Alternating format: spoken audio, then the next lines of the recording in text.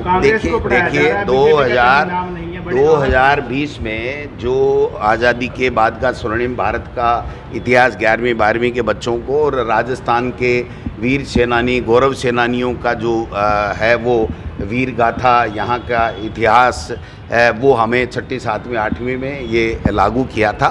और पाठ्यक्रम बनाने की एक समिति होती है और उस समिति सरकार गठित करती है और वो समिति जो अभिशंसा करती है उससे पुस्तकों का लेखन कराया जाता है।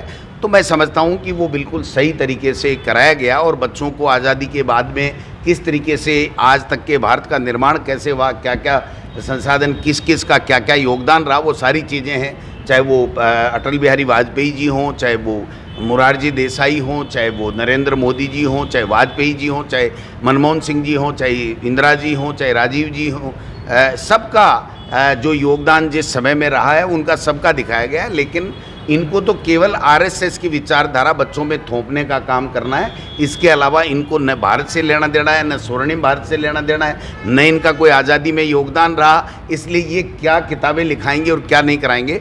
जब बच्चों की किताबें जो है वो छप गई हैं, इन्होंने खुद ने मंत्री जी ने स्वीकृति दी है और 80% से ज़्यादा बच्चों के पास पाठ्य पुस्तकें चले गए हैं। तो ये तुगल के आदेश मंत्री का ये कहना कि हम इसको नहीं पढ़ाएंगे और हम तो केवल मोदी को पढ़ाएंगे, तो ये बात ठीक नहीं है और ये चलेगी भी नहीं। ये मोदी पढ़ाने का नहीं है।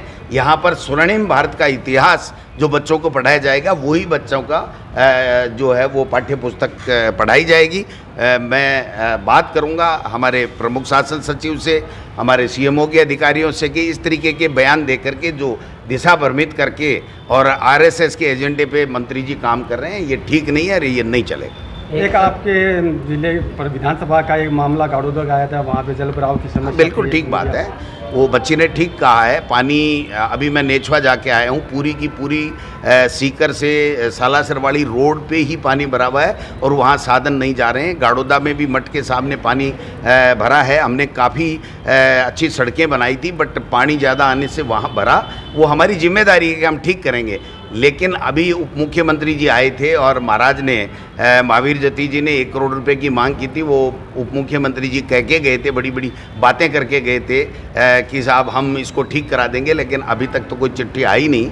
मैं आपको विश्वास दिलाता हूँ, चाहे गाड़ोदा हो, चाहे मेरे विधानसभा क्षेत्र का कोई भी काम हो, किसी बच्चे का भी अगर कोई बात समस्या के लिए हमारे पास में आता है तो हम पूरी संज्ञान लेते हैं। ये सरकार नहीं कराए, मैं मेरे कोटे से कराऊंगा, लेकिन उस समस्या का भविष्य में जल्दी ही समाधान होगा, ये मैं बताना चाहता हूँ।